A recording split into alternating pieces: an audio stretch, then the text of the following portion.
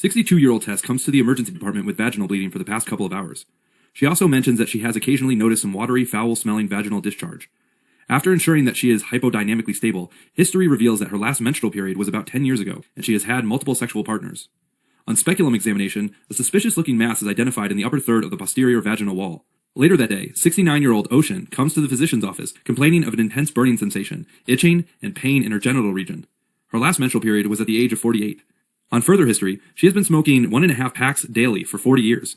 On examination, a white, asymmetrical lump with irregular borders and a 1.2 centimeter in size is seen in the right labia majora. Alright, both Tess and Ocean have some type of vaginal or vulvar condition.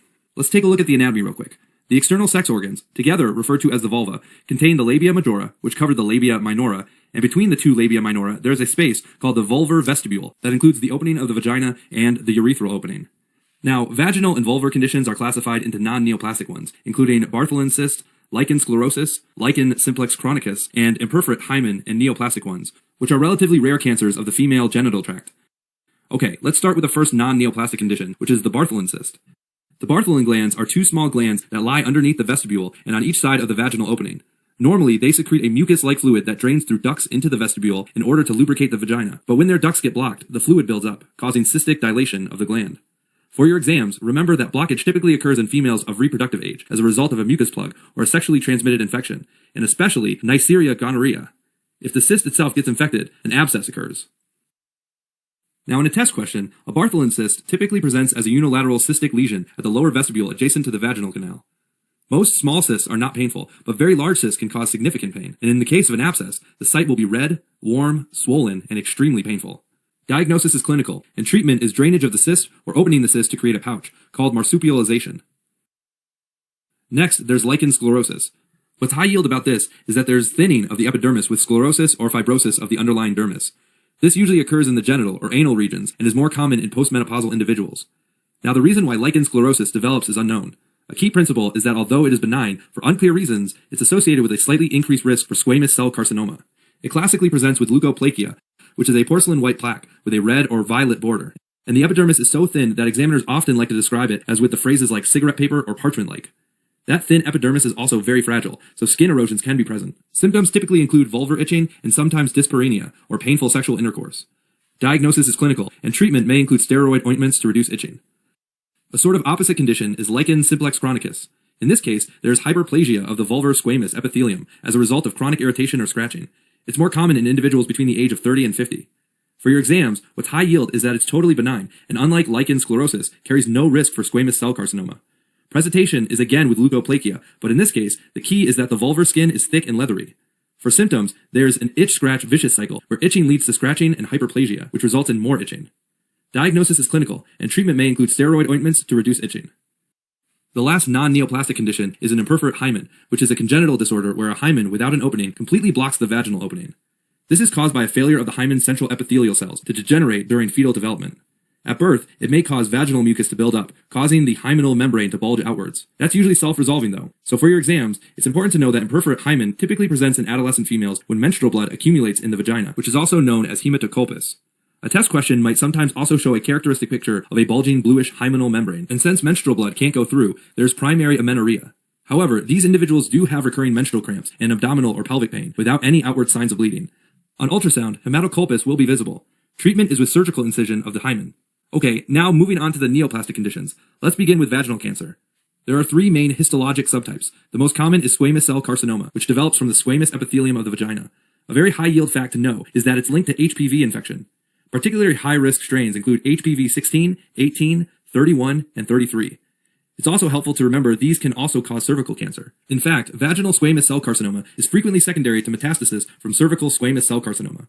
And just like cervical cancer, vaginal cancer can start out as vaginal intraepithelial neoplasia, and it may take many years for it to even progress to cancer. So it predominantly occurs in postmenopausal females over the age of 60. Now for your test, it's important to know that the strongest risk factor is multiple sexual partners, followed by early age at first sexual intercourse, smoking, and immunocompromising conditions like an HIV infection. The second, more rare type is clear cell adenocarcinoma, which develops from the glandular cells of the vagina. A high-yield fact is that unlike squamous cell carcinoma, it most commonly affects young individuals under the age of 20, and it's almost always linked to in utero exposure to a medication called diethylstilbestrol, or DES for short, which is no longer in use. So the test question will typically describe a female whose mother was prescribed DES during her pregnancy to prevent premature labor or miscarriage. Next, there's botryoid rhabdomyosarcoma of the vagina, also known as sarcoma botryoids. This is extremely rare, but high yield for your exams and develops from rhabdomyoblasts, or immature skeletal muscle cells, lining the walls of the vagina. It most commonly affects individuals under the age of 4. For symptoms, vaginal cancer most often causes postcoital or postmenopausal vaginal bleeding. A watery, blood-tinged, or foul-smelling vaginal discharge might also be present. Now, in the later stages, when the cancer is spread further and invades into organs like the bladder, there may also be symptoms like urinary frequency, dysuria, and hematuria. If the cancer is spread to the rectum, there may be constipation.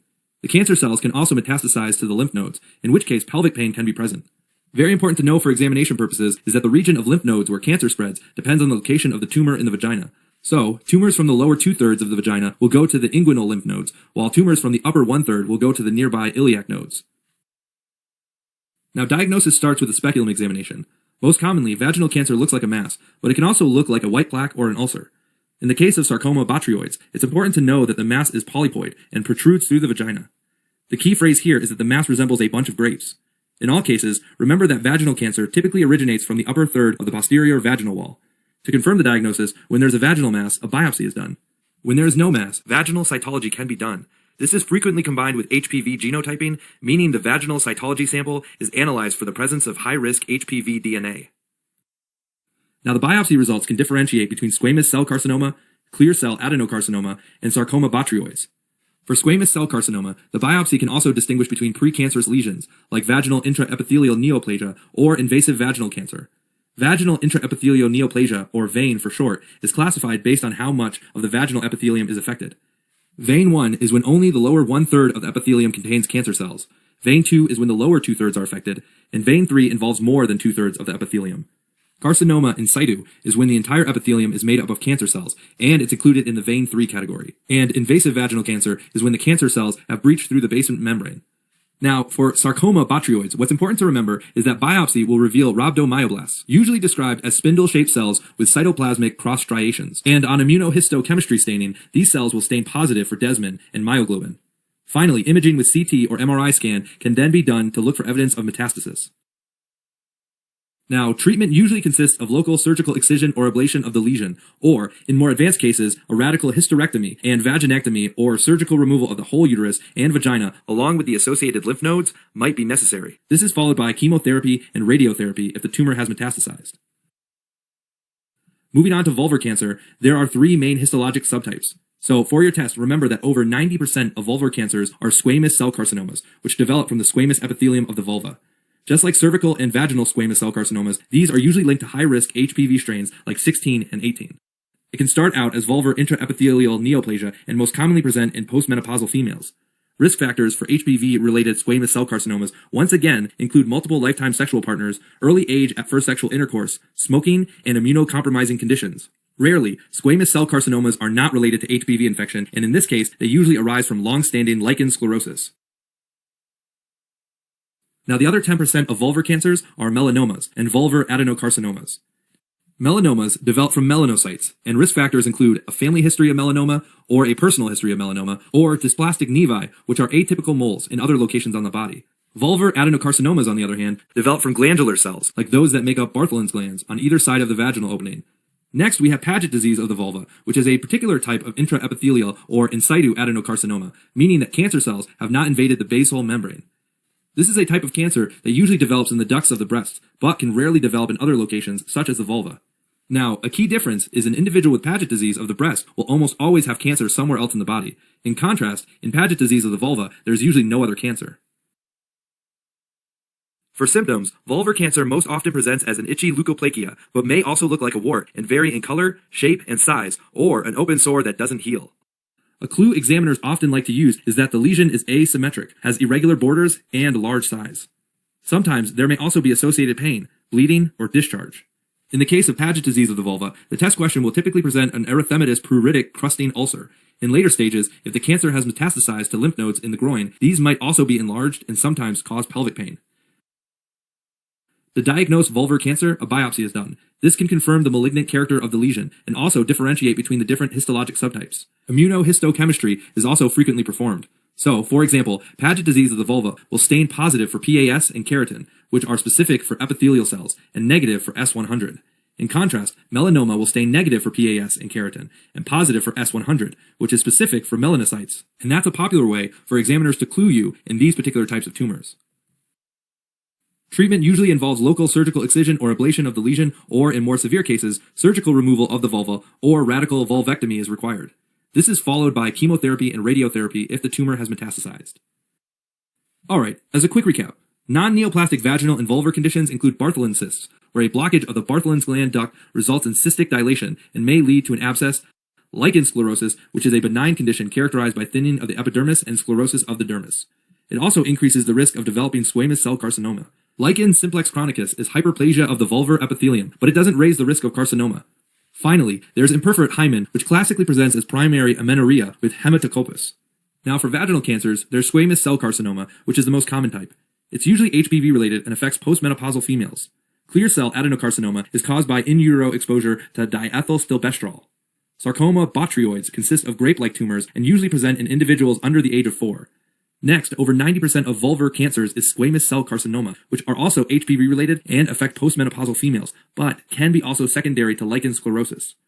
The other 10% of vulvar cancers are either melanomas or adenocarcinomas, and a particular type of intraepithelial adenocarcinoma is vulvar Paget disease. Unlike Paget disease of the breast, it's usually the only cancer found in the individual unless there's metastasis. Okay, back to our cases.